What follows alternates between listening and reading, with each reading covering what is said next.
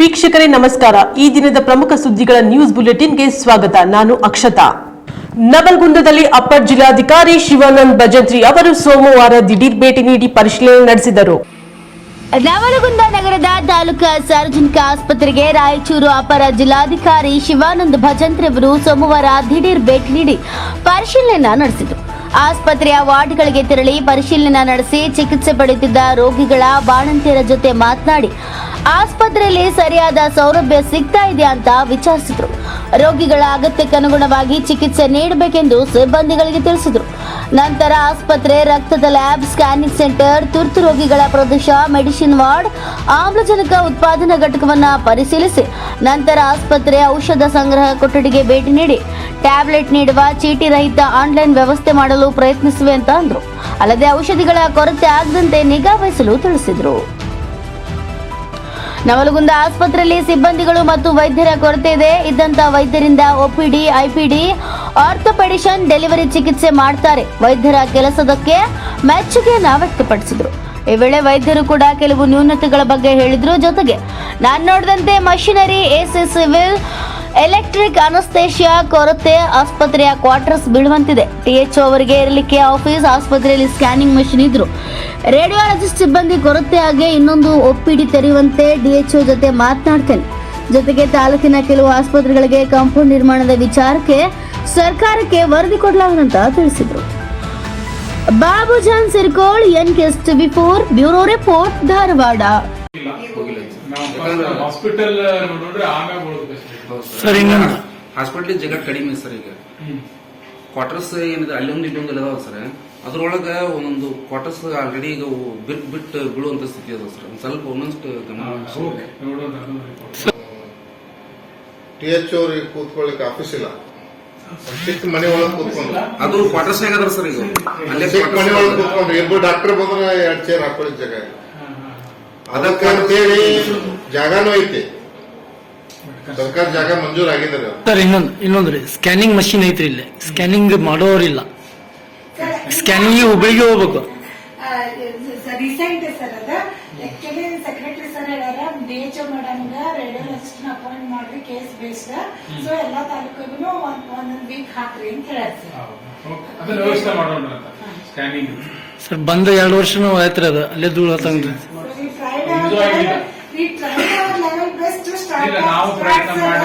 But radiologist availability ಆಗ್ಲಿಲ್ಲ sir. ಅದನ್ನ problem ಆಗ್ತದೆ ಸರ್. ಈಗ ಮತ್ತೆ principal secretary told to start with case based. ಅದನ್ನ DHO ಮೇಡಮ್ MOU ಮಾಡ್ಕೊಂಡು ಕೊಟ್ರೆ ನಾವಿಲ್ಲಿ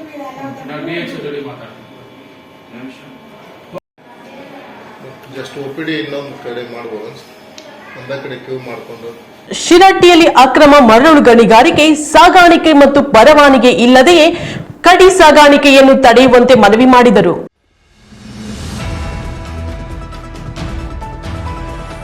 ಅಕ್ರಮ ಮರಳು ಗಣಿಗಾರಿಕೆ ಹಾಗೂ ಸಾಗಾಣಿಕೆ ಮತ್ತು ಪರವಾನಗಿ ಇಲ್ಲದೆ ಎಂಸ್ಯಾಂಡ್ ಹಾಗೂ ಕಡಿ ಸಾಗಾಣಿಕೆಯನ್ನ ತಡೆಯುವಂತೆ ಕರ್ನಾಟಕ ರಕ್ಷಣಾ ವೇದಿಕೆ ಶಿರಹಟ್ಟಿ ವತಿಯಿಂದ ಮನವಿಯನ್ನ ಸಲ್ಲಿಸಲಾಯಿತು. ಹೌದು, ಶಿರಹಟ್ಟಿ ತಾಲೂಕು ಹಾಗೂ ಲಕ್ಷ್ಮೇಶ್ವರ ತಾಲೂಕಿನಲ್ಲಿ ಸರ್ಕಾರ ಪರವಾನಗಿ ಕೊಟ್ಟಿದ್ದಕ್ಕಿಂತ 3 ರಿಂದ 4 ಎಕರೆ ಹೆಚ್ಚುವರಿ ಜಾಗದಲ್ಲಿ ಮರಳನ್ನ ಅಕ್ರಮವಾಗಿ ತೆಗೆದಿದ್ದಾರೆ. ಈ ಬಗ್ಗೆ ಸರಿಯಾದ ಕ್ರಮ ಜರುಗಿಸಬೇಕೆಂದು ತಹಶೀಲ್ದಾರ್ ಅನಿಲ್ ಬಡ್ಗೇರ್ ಅವರಿಗೆ ಸೋಮವಾರ ಕರ್ನಾಟಕ ರಕ್ಷಣಾ ವೇದಿಕೆ ವತಿಯಿಂದ ತಾಲೂಕಾ ಅಧ್ಯಕ್ಷ ಶಿವಮಠದ್ ನೇತೃತ್ವದಲ್ಲಿ ಮನವಿಯನ್ನ ಸಲ್ಲಿಸಲಾಯಿತು. Basavaraj, Navalgund, NKS-TV4 bureau report, Gadag.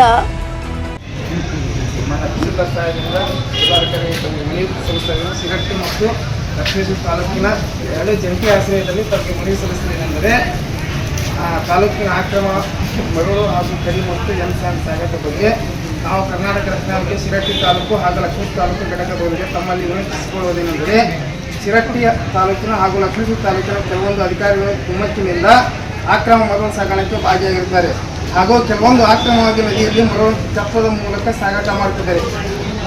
ಎರಡನೇ ತಗೊಳ್ಳಬೇಕೆಂದು ನಮ್ಮಲ್ಲಿ ವಿನಂತಿಸಿಕೊಳ್ಳುತ್ತೇನೆ. ಸರ್ಕಾರ ಕೊಟ್ಟಿದ್ದು 10 ಟನ್ ಆದರೆ ಸಾಗಾಣಿಕೆ ಮಾಡುತ್ತಿದ್ದು 20 ಟನ್. ಆದರೆ ಇವರು ಸರ್ಕಾರದ ಆದೇಶವನ್ನು ಧಿಕ್ಕರಿಸಿ 10 ಟನ್ ಹೆಚ್ಚಿಗೆ ಮರಳು ಸಾಗಾಟ ಮಾಡುತ್ತಿದ್ದಾರೆ. ಸರ್ಕಾರದ ಬೊಕ್ಕಸಕ್ಕೆ ಮೋಸ ಮಾಡಿ ಕೆಲವೊಂದು ಅಧಿಕಾರಿಗಳು ಜೇಬಿನಲ್ಲಿ ತುಂಬಿಸಿಕೊಳ್ಳುತ್ತದೆ ಹಾಗೂ 10 ಟನ್ಗಳ ಸರ್ಕಾರಕ್ಕೆ ಕಟ್ಟುವ 2436 ರೂಪಾಯಿ ಸರ್ಕಾರಕ್ಕೆ ಕಟ್ಟುವುದು ಇರುತ್ತದೆ. ಆದರೆ ಪಾಯಿಂಟ್ ಮಾಲೀಕರು ತೆಗೆದುಕೊಳ್ಳುವುದು 19,000 ಹಣವನ್ನು ಉಳಿದ ಹಣ ಅಧಿಕಾರಿಗೆ ಹೋಗುತ್ತಿದೆ. ಅಡಿ ಪಾಯಿಂಟ್ ನಕಲಿ ಪಾಸ್ ಆಗಿದ್ದು ಅದನ್ನು ನೋಡದೆ ಬಿಟ್ಟಿರುವುದು ಸಂಶಯಕ್ಕೆ ಕಾರಣವಾಗಿದೆ. ತಾಲೂಕಿನ ನಕಲಿ ಪಾಸ್ ಮಾಡಿ ಸರ್ಕಾರಕ್ಕೆ ಬೊಕ್ಕಸಕ್ಕೆ ನಷ್ಟವನ್ನು ಮಾಡುತ್ತಿದ್ದಾರೆ. ಹಾಗೂ ನರಗುಂದ ತಾಲೂಕು ಕೊಣ್ಣೂರು ಪಾಯಿಂಟ್ನಲ್ಲಿ ಇರುವ ಪಾಸ್ಗಳನ್ನು ಸಿರಟ್ಟಿ ತಾಲೂಕು ಮತ್ತು ಲಕ್ಷ್ಮೀಪುರ ತಾಲೂಕು ಮಾರಾಟ ಮಾಡುತ್ತಿದ್ದಾರೆ. ಹಾಗೂ ಕೊಣ್ಣೂರಿನಿಂದ ಅಮ್ಮಿನಬಾವಿಗೆ ನೇರ ಸಂಪರ್ಕ ಇದ್ದು, ಆದರೆ ತಮ್ಮ ಗದಗ, ಸಿರಟ್ಟಿ, ಬೆಳಟ್ಟಿ, ಲಕ್ಷ್ಮೀಪುರ, ಸವಣೂರು, ಸಿಗ್ಗಾಂವ, ತಡಸ, ಹುಬ್ಬಳ್ಳಿ, ಧಾರವಾಡ, ಅಮ್ಮಿನಬಾವಿ ರೂಟ್ ಅಕ್ರಮವಾಗಿ ಹೌದು ಅಲ್ಲವೋ ಅದರ ಮೇಲೆ ಹಾಗೂ ಪಾಯಿಂಟ್ನ ಮಾಲೀಕರ ಮೇಲೆ 15 ಕಾನೂನು ಕ್ರಮ ಕೈಗೊಳ್ಳದಿದ್ದರೆ ನಮ್ಮ ರಾಜ್ಯ ಉಪಾಧ್ಯಕ್ಷರ ನೇತೃತ್ವದಲ್ಲಿ, ರಾಜ್ಯ ಜಿಲ್ಲಾ ಅಧ್ಯಕ್ಷರ ನೇತೃತ್ವದಲ್ಲಿ ಹಾಗೂ ಜಿಲ್ಲೆಯ ಎಲ್ಲ ಕಾರ್ಯಕರ್ತರ ಒಂದು ಮುಖಾಂತರ ತಮಗೆ ಉಗ್ರವಾದಂಥ ಹೋರಾಟವನ್ನು ಮಾಡ್ತೇವೆ. ಇದಕ್ಕೆ ಅಧಿಕಾರಿಗಳು ತಾವೇ ಹೊಣೆಯಾಗಿರ್ತಾರೆ ಅಂತ ತಮ್ಮಲ್ಲಿ ನೆನೆಸ್ಕೊಳ್ತೀವಿ. ಇನ್ನೊಂದು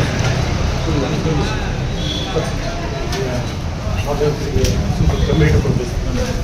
ಈ ಪಾಯಿಂಟ್ಗಳ ಸರ್ಕಾರ ಆದೇಶ ಕೊಡಬೇಕು. 2,446 ರೂಪಾಯಿ ಸರ್ಕಾರ ಮತ್ತು 19,000 ಬಂದರು ಸರ್. ಸಾರ್ವಜನಿಕರಿಗೆ ಅವರು ಗಾಡಿ ತಗೊಂಡೋಗಿ ಏನು ಕೊಡ್ತೀವಿ ಅದನ್ನ ನಾವು ಜಂಪ್ ಮಾಡ್ತಾರೆ. 30,000 ಮಾಡ್ತಾರೆ. ಈಗ 10,000 ವರ್ಷದಿಂದ 24,000 ಮುಂದೆ ಬರ್ತೀವಿ. 30,000 ರೂಪಾಯಿ ಸಾರ್ವಜನಿಕ ಬಿಟ್ಟರೆ 10,000 ಸಾರ್ವಜನಿಕರಿಗೆ ಯಾಕೆ ತೊಗೊಳ್ತಾರೆ? ಅಧಿಕಾರಿಗಳು ತೊಗೊಳ್ತಾರೆ, ಗಾಡಿ ಮಾಲಕರು ಕಾಣ್ತಾರೆ, ಪಾಯಿಂಟ್ ತೊಗೊಳ್ತಾರೆ. ಮತ್ತು ಇದಕ್ಕೆ ನಿಮ್ಮ ಖಂಡಿತ ಸರ್ ನಿಮ್ಮ ಆ್ಯಕ್ಟಿವ್ ಐತಿ ಮತ್ತು ಲಕ್ಷ್ಮೀಶ್ವರಿ ಆ್ಯಕ್ಟಿವ್ ಒಳಗೂ ಕೂಡ ಹೋಗಬೇಕು. 10,000 ಕಮ್ಮಿ ಮಾಡ್ತೀವಿ ಸರ್. ಗೌರ್ಮೆಂಟ್ ರೇಟ್ ಕಮ್ಮಿ ಆಗ್ತಿಲ್ಲ, ಸಾರ್ವಜನಿಕ 10,000 ಕಮ್ಮಿ ಮಾಡಿ. ನಾವು ಹೇಳ್ತೀವಿ ಸರ್, ಸಾರ್ವಜನಿಕ 10,000 ಕಮ್ಮಿ ಆಗ್ತಾರೆ. ನೀವು 10 ಕಮ್ಮಿ ಆಗಿ ಅಲ್ಲಿ ಯಾರು ಅಧಿಕಾರಿ ಕೂಡ ತೊಗೊಂಡ್ರಿ ಸರ್. ತೊಗೊಂಡ್ರು ಈಗ ಅದನ್ನು ಯಾಕೆ ಜಲ್ದಿ ಬಂದಲ್ಲ 3 ಎಕರೆ ಜಾಸ್ತಿ ತೊಗೊಂಡ್ರ ಅದು ತುಂಬಕೈತಿ. ತಾಲೂಕು ಅಧಿಕಾರಿಗಳು ಅದರೊಳಗೆ ಭಾಗ್ಯ ಅಂತ ಒಂದು ಸಮಸ್ಯೆ ಬರುತ್ತೆ. ಈಗ ನಮ್ಮ ಕರ್ನಾಟಕ ರಕ್ಷಣಾ ವೇದಿಕೆಯವರು ಸಭೆಯ ಮುಂದಿನ ಸಮಿತಿಯಲ್ಲಿ ತಾವೇನು ಪಾಯಿಂಟ್ಗಳನ್ನು ಹಾಕಿದ್ದೀರಿ ಇದಕ್ಕೆ ಸಂಬಂಧಪಟ್ಟಂತಹ ನಮ್ಮ ಗಣಿ ಮತ್ತು ಭೂವಿಜ್ಞಾನ ಇಲಾಖೆ, ಆಮೇಲೆ ನಮ್ಮ ಪೊಲೀಸ್ ಇಲಾಖೆ, ನಮ್ಮ ಕಂದಾಯ ಇಲಾಖೆ ಎಲ್ಲ ಅಧಿಕಾರಿಗಳೊಂದಿಗೆ ಈ ವಿಷಯವನ್ನು ಚರ್ಚಿಸಿ ಲಕ್ಷ್ಮೇಶ್ವರದಲ್ಲಿ ಕೂಡಲೇ ಬೆಂಬಲ ಬೆಲೆಯಲ್ಲಿ ಶೇಂಗಾ ಖರೀದಿಗೆ ರೈತರ ಒತ್ತಾಯ. ಕೂಡಲೇ ಬೆಂಬಲ ಬೆಲೆಯಲ್ಲಿ ಶೇಂಗಾ ಖರೀದಿಗೆ ರೈತರ ಒತ್ತಾಯ.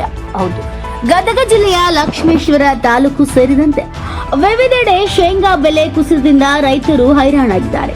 ಸರ್ಕಾರ ಶೇಂಗಾ ಬೆಲೆಗೆ ಕಳೆದ ನವೆಂಬರ್ 24ರಂದೇ 6,783 ರೂಪಾಯಿ ಬೆಂಬಲ ಬೆಲೆ ಘೋಷಣೆ ಮಾಡಿತ್ತು. ಆದರೆ ಇಲ್ಲಿಯವರೆಗೂ ಜಿಲ್ಲಾ ಮತ್ತು ತಾಲೂಕಾ ಕೇಂದ್ರಗಳಲ್ಲಿ ಶೇಂಗಾ ಖರೀದಿ ಕೇಂದ್ರಗಳು ಪ್ರಾರಂಭವಾಗಿಲ್ಲ. ಸಾಕಷ್ಟು ಸಾಲ ಸೂಲ ಮಾಡಿ ಕಷ್ಟಪಟ್ಟು ಬೆಳೆದ ಶೇಂಗಾ ಬೆಳೆಗೆ ಮಾರುಕಟ್ಟೆಯಲ್ಲಿ 4,100ರಿಂದ 4,200 ಬೆಲೆ ಇದೆ. ಬೆಳೆ ಬೆಳೆಯಲು ಮಾಡಿದ ಖರ್ಚು ಸಹಿತ ಬಾರದ ಪರಿಸ್ಥಿತಿ ನಿರ್ಮಾಣವಾಗಿದೆ. ಇದರಿಂದ ರೈತರು ಸಾಕಷ್ಟು ತೊಂದರೆಯನ್ನ ಅನುಭವಿಸುವಂತಾಗಿದೆ.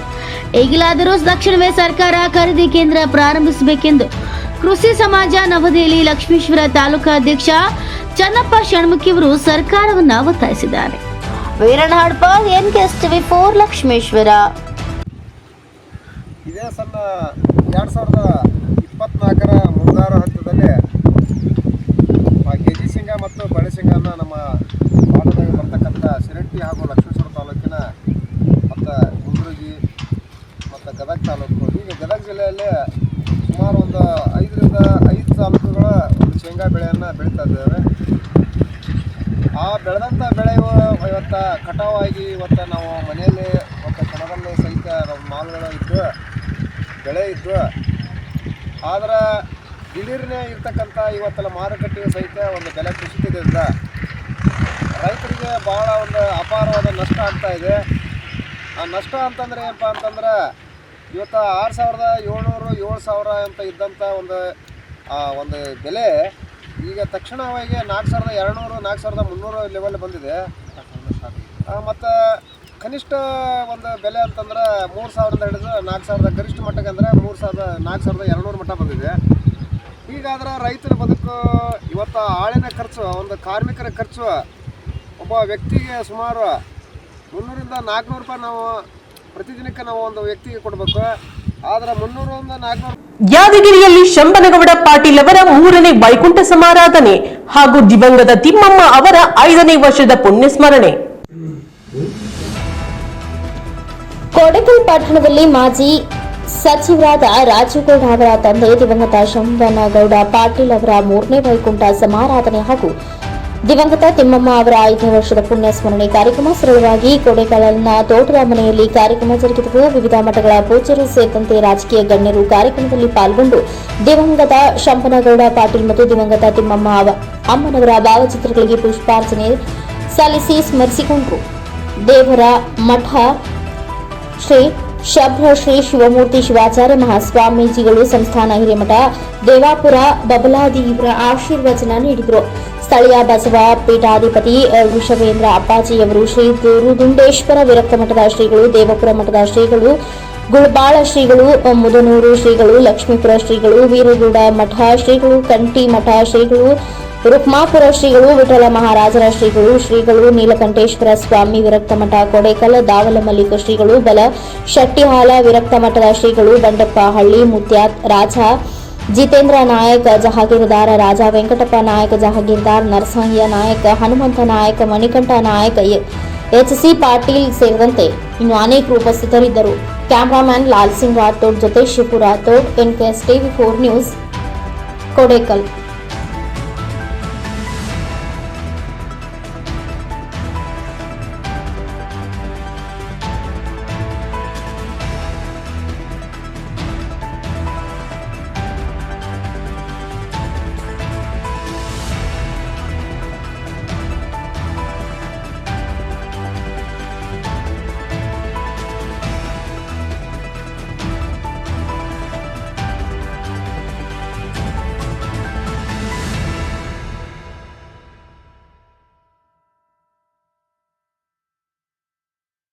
ಲಿಂಗಸ್ಕೂರಿನಲ್ಲಿ ಭೂ ದಾಖಲೆ ಡಿಜಿಟಲೀಕರಣಕ್ಕೆ ಶಾಸಕ ವಜ್ಜಲ್ ಚಾಲನೆ ನೀಡಿದರು. ಲಿಂಗಸಗೂರಿನಲ್ಲಿ ಭೂ ದಾಖಲೆ ಡಿಜಿಟಲೀಕರಣ ತಾಲೂಕಿನ ಜನತೆಗೆ ತಪ್ಪಿದಂತಾಯಿತು ಅಲೆದಾಟ. ತೀಡುವ ಕೆಲಸಕ್ಕೆ ಕತ್ತರಿ ಬಿತ್ತು.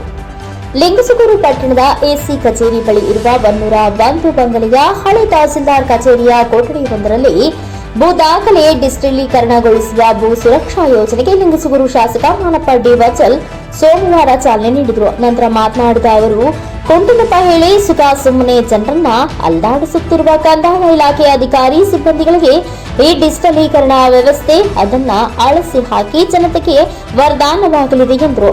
ದಾಖಲೆಗಳಲ್ಲಿ ವ್ಯತ್ಯಾಸವಾಗದಂತೆ ಜಾಗೃತಿ ವಹಿಸಲು ಸಿಬ್ಬಂದಿಗಳಿಗೆ ಕರೆ ನೀಡಿದರು. ದಾಖಲೆಗಳನ್ನ ತಿರುಚುವ ಕೆಲಸಕ್ಕೆ ಡಿಜಿಟಲೀಕರಣ ಏತಶ್ರೀ ಹೇಳಿದೆ ಎಂದರು.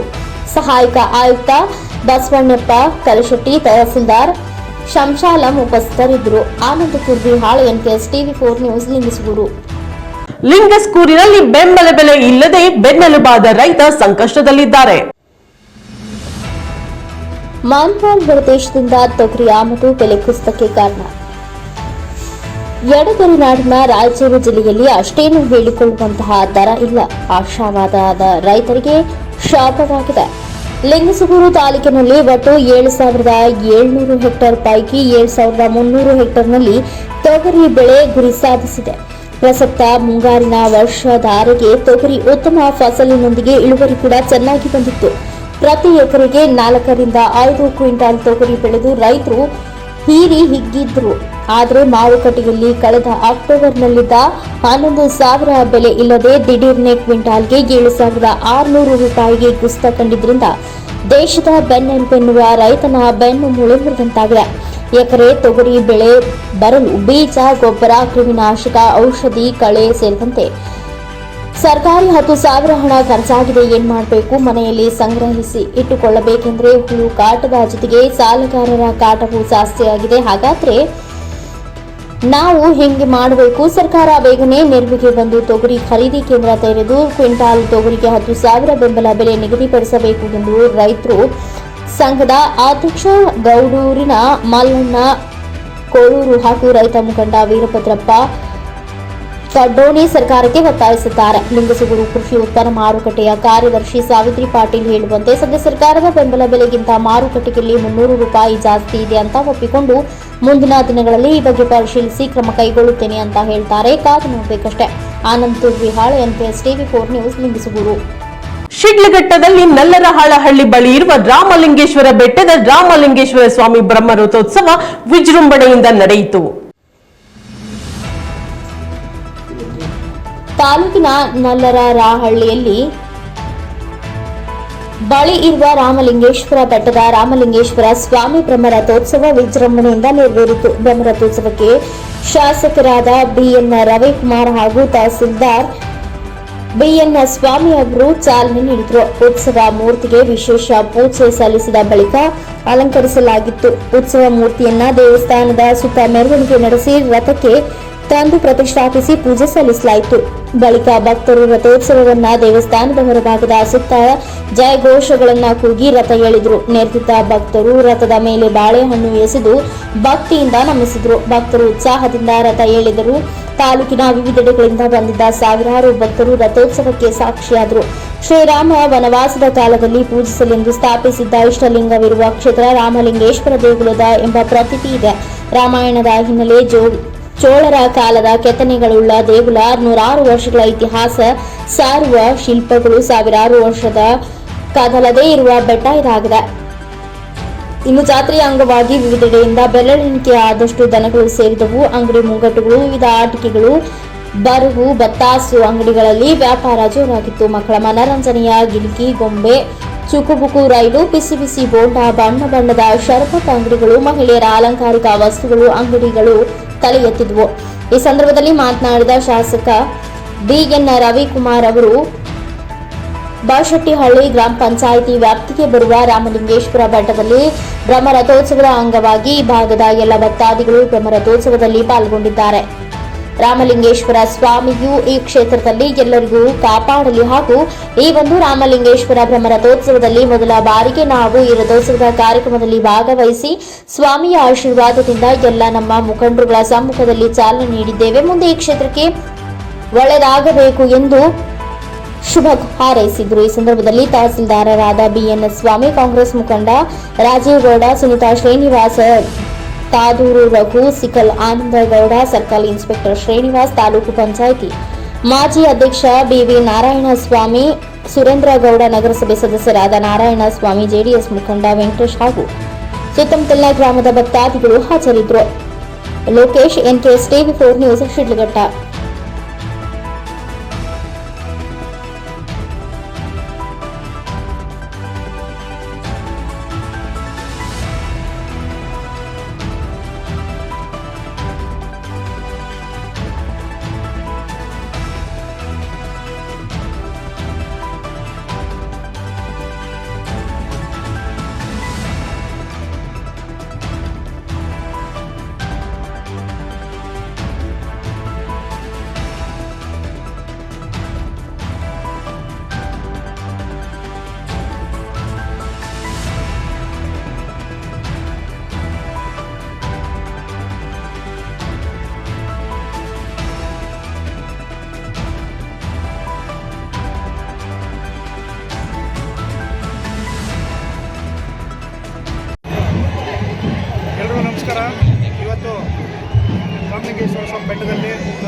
ಚಿಂತಾಮಣಿಯಲ್ಲಿ ಆರಿದ್ರೋತ್ಸವ ಪ್ರಯುಕ್ತ ಚಿಂತಾಮಣಿ ನಗರದ ಶ್ರೀ ಶಾರದಾ ಶಂಕರ ಮಠದಲ್ಲಿ ವಿಶೇಷ ಪೂಜೆ ನಡೆಯಿತು.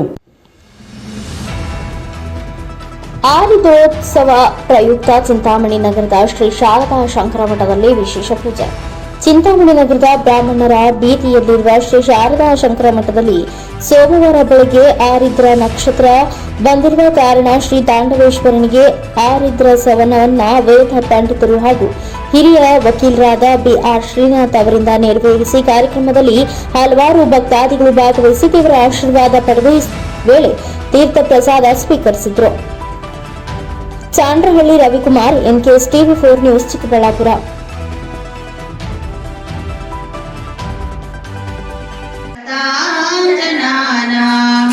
ಏತಾವದೇವ ಜನನಿ ಸ್ಪೃಹಣೀಯಮಾಸ್ತೆ ತ್ವದ್ವಂದನೇಷು ಸಲಿಲಸ್ಥಗಿತೆ ಚ ನೇತ್ರೆ ಸಾನ್ನಿಧ್ಯಮುದ್ಯಧರುಣಾಯುತ ಸೋದರಸ್ಯ. ಲಿಂಗಸ್ಕೂರಿನಲ್ಲಿ ವಿಜೃಂಭಣೆಯಿಂದ ನಡೆಯಿತು ಮಕರ ಸಂಕ್ರಮಣ. ಸೂರ್ಯನು ತನ್ನ ಪಥವನ್ನ ಬದಲಾಯಿಸಿ ಮಕರ ರಾಶಿಗೆ ಸೇರುವ ದಿನವೇ ಮಕರ ಸಂಕ್ರಮಣ. ದೇಶದ ಧರ್ಮ, ಸಂಸ್ಕೃತಿ ಮತ್ತು ಕೃಷಿಯೊಂದಿಗೆ ಆಳವಾಗಿ ಸಂಬಂಧ ಹೊಂದಿರುವ ಹಬ್ಬವಿದಾಗಿದೆ. ಮಕರ ಸಂಕ್ರಾಂತಿ ಹಬ್ಬವು ದೇಶದಾದ್ಯಂತ ವಿವಿಧ ಸಮುದಾಯಗಳನ್ನ ಒಂದೆಡೆ ಸೇರಿಸುವ ಶಕ್ತಿ ಈ ಹಬ್ಬಕ್ಕಿದೆ.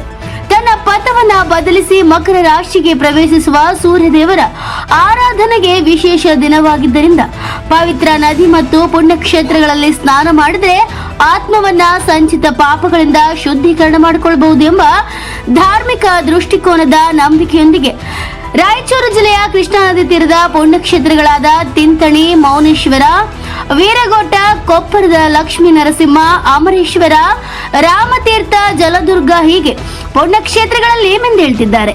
ಹೀಗಾಗಿ ಜನರಿಂದ ತುಂಬಿ ತುಳುಕಿ ಭರವಸೆ ಮತ್ತು ಸಕಾರಾತ್ಮಕ ಶಕ್ತಿಯನ್ನ ಪ್ರತಿಪಾದಿಸುತ್ತಿವೆ. Anand Turvihal, NKS TV4 bureau report, Lingasugur. ಕಲಬುರಗಿಯಲ್ಲಿ ನಿಜಶರಣ ಅಂಬಿಗರ ಚೌಡಯ್ಯನವರ 905ನೇ ಜಯಂತ್ಯೋತ್ಸವದ ಅಧ್ಯಕ್ಷರಾಗಿ ಶರಣು ಕಿರಸಾವಳಗಿ ಅವರನ್ನು ಆಯ್ಕೆ ಮಾಡಲಾಯಿತು. ನಿಜಶರಣ ಅಂಬಿಗರ ಚೌಡಯ್ಯನವರ 905ನೇ ಜಯಂತ್ಯೋತ್ಸವದ ಅಧ್ಯಕ್ಷರಾಗಿ ಶರಣು ಕಿರಸಾವಳಗಿ ಆಯ್ಕೆ. ಅಂಬಿಗರ ಚೌಡಯ್ಯನವರ 955ನೇ ಜಯಂತ್ಯೋತ್ಸವದ ಅಧ್ಯಕ್ಷರಾಗಿ ಶರಣು ಕಿರಸಾವಳಗಿ ಅವರನ್ನು ಆಯ್ಕೆ ಮಾಡಲಾಗಿದ್ದು, ಕಲಬುರಗಿ ನಗರದ ಕರ್ನಾಟಕ ಕಾರ್ಯನಿರತ ಪತ್ರಕರ್ತರ ಧ್ವನಿ ಸಂಘದ ಪತ್ರಿಕಾ ಭವನದಲ್ಲಿ ಸುದ್ದಿಗೋಷ್ಠಿಯಲ್ಲಿ ಮಾಧ್ಯಮರೊಂದಿಗೆ ಮಾತನಾಡುತ್ತಾ, ಪ್ರತಿ ವರ್ಷದಂತೆ ಈ ವರ್ಷ ಕೂಡ ಕಲಬುರಗಿ ನಗರದಲ್ಲಿ ಬಹು ವಿಜೃಂಭಣೆಯಿಂದ ನಿಜಶರಣ ಅಂಬಿಗರ ಚೌಡಯ್ಯನವರ ಜಯಂತ್ಯೋತ್ಸವವನ್ನು ಆಚರಿಸಲಾಗುತ್ತಿದ್ದು, ಈ ಬಾರಿ ಶರಣು ಕಿರಸಾವಳಗಿ ಅವರಿಗೆ ಜಯಂತ್ಯೋತ್ಸವದ ಅಧ್ಯಕ್ಷರನ್ನಾಗಿ ಆಯ್ಕೆ ಮಾಡಲಾಗಿದೆ. Manjunath, NKS TV4 bureau report, Kalaburagi. Shri Nijasharana Ambigara ಚೌಡಯ್ಯನವರ 905ನೇ ಜಯಂತ್ಯೋತ್ಸವಕ್ಕೆ ಆಯ್ಕೆಯಾಗಿರುವಂಥ ನಮ್ಮ ಶರಣು ಕಿರಸಾವಳಗಿ ಅವರಿಗೆ ಅಂಬಿಗರ ವ್ಯವಸ್ಥೆ ವತಿಯಿಂದ ಹಾಗೂ ನನ್ನ ಕಡೆಯಿಂದ ಹೃದಯಪೂರ್ವಕ ಧನ್ಯವಾದಗಳು. ಶ್ರೀ ನಿಜಶರಣ ಅಂಬಿಗರ ಚೌಡಯ್ಯನವರ ಜಯಂತ್ಯೋತ್ಸವ ನಿಮಿತ್ತವಾಗಿ ನನ್ನನ್ನು ಅಂಬಿಗರ ಯುವ ಸೇನೆ ವತಿಯಿಂದ ಅಧ್ಯಕ್ಷರಾಗಿ ಆಯ್ಕೆ ಮಾಡಿದ ಅಂಬಿಗರ ಯುವ ಸೇನೆಯ ಎಲ್ಲ ಕಾರ್ಯಕರ್ತರು ಆಯ್ಕೆ ಮಾಡಿದ್ದಕ್ಕಾಗಿ ಅವರಿಗೆ ತುಂಬು ಹೃದಯದಿಂದ ನಮಸ್ಕಾರಗಳು. ಅಧ್ಯಕ್ಷರಾಗಿ ಆಯ್ಕೆಯಾದ ಶರಣು ಕಿರಸಾವಳಗಿ.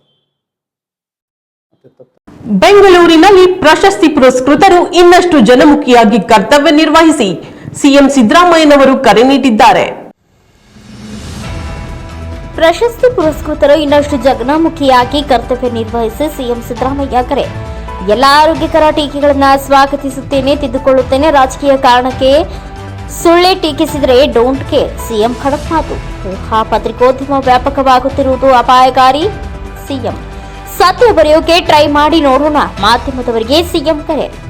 ಜಿಲ್ಲಾ ಆರೋಗ್ಯಕರ ಟೀಕೆಗಳನ್ನು ಸ್ವಾಗತಿಸುತ್ತೇನೆ, ತಿದ್ದುಕೊಳ್ಳುತ್ತೇನೆ. ಆದರೆ ರಾಜಕೀಯ ಕಾರಣಕ್ಕೆ ಸುಳ್ಳು ಟೀಕಿಸಿದರೆ ಐ ಡೋಂಟ್ ಕೇರ್ ಎಂದು ಮುಖ್ಯಮಂತ್ರಿ ಸಿದ್ದರಾಮಯ್ಯ ಖಡಕ್ ಆಗಿ ನುಡಿದರು. ಪ್ರೆಸ್ ಕ್ಲಬ್ ಆಫ್ ಬೆಂಗಳೂರು ಕೊಡಮಾಡುವ 2024ನೇ ಸಾಲಿನ ವರ್ಷದ ವ್ಯಕ್ತಿ ವಿಶೇಷ ಪ್ರಶಸ್ತಿ, ಸುವರ್ಣ ಮಹೋತ್ಸವ ಪ್ರಶಸ್ತಿ ಹಾಗೂ ವಾರ್ಷಿಕ ಪ್ರಶಸ್ತಿಗಳನ್ನು ಪ್ರದಾನ ಮಾಡಿ ಮಾತನಾಡಿದರು. ನಮ್ಮ ಗ್ಯಾರಂಟಿ ಯೋಜನೆಗಳನ್ನ ಟೀಕಿಸುತ್ತಿದ್ದ ಬಿಜೆಪಿಯವರೇ ನಮ್ಮ ಗ್ಯಾರಂಟಿಗಳನ್ನ ಕಾಪಿ ಮಾಡುತ್ತಿದ್ದಾರೆ. ನಮ್ಮ ಗ್ಯಾರಂಟಿಗಳನ್ನ ಬೇರೆ ಹೆಸರಲ್ಲಿ ಅವರು ಘೋಷಿಸಿದ್ದಾರೆ. ಆದರೂ ಮಹಾರಾಷ್ಟ್ರ ಚುನಾವಣೆ ವೇಳೆ ಕರ್ನಾಟಕದಲ್ಲಿ ಗ್ಯಾರಂಟಿಗಳು ಜಾರಿಯೇ ಆಗಿಲ್ಲ ಎಂದು ಸುಳ್ಳು ಜಾಹೀರಾತು ನೀಡಿದರು ಎಂದು ಸಿಎಂ ವ್ಯಂಗ್ಯವಾಡಿದರು. ಇವತ್ತು ಊಹಾ ಪತ್ರಿಕೋದ್ಯಮ ವ್ಯಾಪಕವಾಗುತ್ತಿದೆ, ಅದು ಅಪಾಯಕಾರಿ. ನಾನು ಇವತ್ತಿನವರೆಗೂ ಯಾವ ಮಾಧ್ಯಮದವರೆಗೂ ಯಾಕೆ ಹೀಗೆ ಬರೆದ್ರಿ ಅಂತ ಕೇಳಿಲ್ಲ. ಆದರೆ ನೀವು ಜನರ ಧ್ವನಿಯಾಗಿ ಕೆಲಸ ಮಾಡಬೇಕು. ಸಾಧ್ಯವಾದರೆ ಸತ್ಯ ಬರೆಯೋಕೆ ಟ್ರೈ ಮಾಡಿ ನೋಡೋಣ ಎಂದರು. ಮನಸ್ಸಾಕ್ಷಿಗೆ ತಕ್ಕಂತೆ ಮಾಧ್ಯಮಗಳು ವರದಿ ಮಾಡಿದರೆ ಸಮಾಜಕ್ಕೆ ಅದಕ್ಕಿಂತ ದೊಡ್ಡ ಸೇವೆ ಇಲ್ಲ. ಸುದ್ದಿಗಳನ್ನ ವೈಭವೀಕರಿಸುವುದು, ಮೂಢನಂಬಿಕೆಗಳನ್ನ ಬೆಂಬಲಿಸೋಕೆ ಹೋಗಬೇಡಿ. ನನ್ನ ಕಾರ ಮೇಲೆ ಕಾಗೆ ಕುಳಿತಿದ್ದಕ್ಕೆ ಜ್ಯೋತಿಷರುಗಳನ್ನ ಚಾನೆಲ್ಗಳಿಗೆ ಕರೆಸಿ ಏನೆಲ್ಲ ಹೇಳಿಸಿದ್ರಿ. ನಾನು 5 ವರ್ಷ ಮುಖ್ಯಮಂತ್ರಿಯಾಗಿ ಪೂರ್ಣಗೊಳಿಸಲಿಲ್ಲ ಎಂದು ತೋರಿಸಿದ್ರಿ. ಆದರೆ ನಾನು 5 ವರ್ಷ ಪೂರೈಸಿ 2ನೇ ಬಾರಿ ಸಿಎಂ ಆದೆ. ಈಗ ಹೇಳಿ, ಕಾಗೆ ಸುದ್ದಿಯಿಂದ ಮಾಧ್ಯಮಗಳ ವಿಶ್ವಾಸಾರ್ಹತೆ ಕಡಿಮೆ ಆಯಿತೋ ಇಲ್ಲವೋ ಎಂದು ಪ್ರಶ್ನಿಸಿದ್ರು. ನಾವು ಜನಪರ ಕೆಲಸ ಮಾಡಿದ್ದಾಗ, ಕೊಟ್ಟ ಮಾತು ಈಡೇರಿಸಿದ್ದಾಗ ಅದನ್ನ ಬರೆದು ಜನರ ಕಣ್ಣು ತೆರೆಸುವ ಹಕ್ಕು, ಜವಾಬ್ದಾರಿ ಮಾಧ್ಯಮದವರ ಮೇಲಿದೆ. ಅದನ್ನ ನಿಭಾಯಿಸಿ ಎಂದು ಕರೆ ನೀಡಿದ್ರು. ನಾವು ಊಟಕ್ಕೆ ಸೇರಿ ಏನೋ ಮಾತಾಡಿರ್ತೀವಿ, ಆದ್ರೆ ಮಾಧ್ಯಮಗಳೇ ಡೈಲಾಗ್ ಬರೆದು ಬಿಡ್ತಾರೆ. ನಮಗೆ ಗೊತ್ತೇ ಇರದ ವಿಷಯವನ್ನ ಅವರೇ ಡೈಲಾಗ್ ಬರೆದು ತೋರಿಸಿದ್ದಾರೆ ಎಂದು ಟೀಕಿಸಿದ್ರು. ಬುದ್ಧ, ಬಸವ, ಅಂಬೇಡ್ಕರ್ ಹೇಳಿದ ನಮ್ಮ ಸಮಾಜದ ಆಶಯ ಈಡೇರಿಸುವ ದಿಕ್ಕಿನಲ್ಲಿ ವೃತ್ತಿ ಪರತೆ ನಿರ್ವಹಿಸಿದರೆ ಅದು ಸಮಾಜಕ್ಕೆ ಉಪಯೋಗವಾಗುತ್ತದೆ ಎಂದು ಎಲ್ಲ ಪ್ರಶಸ್ತಿ ಪುರಸ್ಕೃತರಿಗೆ ಶುಭ ಹಾರೈಸಿದರು.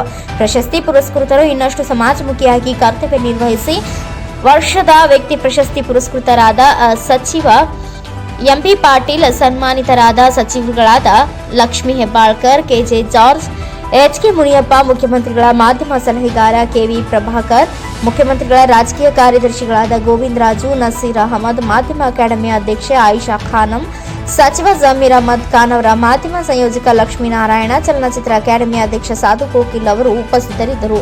Vedamurthy, NKS TV4 news, Bengaluru. MB Patil ಕೂಡ ಇದ್ರು ನನ್ನ ಜೊತೆನಲ್ಲಿ, ಕೊಟ್ಟಿದೀವಾ ಇಲ್ವಾ? ಅದಕ್ಕೆ ನಾನು ಏನು ಹೇಳ್ತೀನಿ ಅಂತಂದ್ರೆ, ಟೀಕೆ ನಂದೇನು ತಕರಾರಿಲ್ಲ, ಟೀಕೆ ಮಾಡೋಕ್ಕೆ ಎಲ್ರಿಗೂ ಹಕ್ಕಿದೆ, ಮಾಡಲಿ. ಆದರೆ ವಸ್ತುನಿಷ್ಠವಾಗಿರಬೇಕು ಟೀಕೆ. ನಿಮ್ಮ ವರದಿನೂ ಕೂಡ ವಸ್ತುನಿಷ್ಠವಾಗಿರ್ಬೇಕು. ವಸ್ತುನಿಷ್ಠವಾಗಿ ಇಲ್ಲದೇನೆ ಈ ಇತ್ತೀಚಿನ ದಿನಗಳಲ್ಲಿ ಈ ಊಹಾ ಮಾಧ್ಯಮ ಪ್ರಾರಂಭ ಆಗ್ಬಿಡುತ್ತೆ. ಒಂದು ಘಟನೆ ನಡೆದಿರ್ತದೆ, ಆ ಘಟನೆ ಸತ್ಯದಿಂದ ಕೂಡಿರ್ತಕ್ಕಂಥ ವರದಿಯನ್ನು ಮಾಡಬೇಕು. ಓಕೆ, ಆ ಘಟನೆ ನಡೆದಿದ್ರೆ ಏನು ನಡೆದಿದೆ, ಏನು ಮಾಡಬೇಕು, ಏನು ಮಾಡಬಾರ್ದಾಗಿತ್ತು, ಅದಕ್ಕೆ ಏನು ಪರಿಹಾರ ಅಂತಕ್ಕಂಥದ್ದನ್ನ ಹೇಳಿದ್ರೆ ಬಹಳ ಸಂತೋಷ. ಆದರೆ ಊಹೆ ಮಾಡ್ಕೊಂಡು ಬರೀಬಾರ್ದು, ಇದು ಅಪಾಯಕಾರಿ ಬೆಳವಣಿಗೆ. ವೆರಿಫೈ ಮಾಡಬೇಕು, ಅದು ಸತ್ಯನಾ ಇಲ್ವಾ, ಅಥವಾ ಸತ್ಯಕ್ಕೆ ಹತ್ತಿರವಾಗಿದೆಯಾ. ನಾನು ಯಾವತ್ತೂ ಕೂಡ ಇವತ್ತಿನವರಿಗೆ, ನಾನು ಮುಖ್ಯಮಂತ್ರಿಯಾಗಿ ಇವತ್ತಿನವರಿಗೆ ಒಂದು ದಿನ ನಮ್ಮ ಸರ್ಕಾರದ ಮೇಲೆ ಯಾಕೆ ಹಿಂಗೆ ಬರೆದ್ರಿ ಅಥವಾ ನನ್ನ ಮೇಲೆ ಯಾಕೆ ಹಿಂಗೆ ಬರೆದ್ರಿ ಅಂತ ಯಾವ ಪತ್ರಿಕೆಯವ್ರಿಗೂ ಕೂಡ, ಯಾವ TV ಚಾನೆಲ್ನವ್ರಿಗೂ ಕೂಡ ಕೇಳಿಲ್ಲ, ಕೇಳೋದು ಇಲ್ಲ.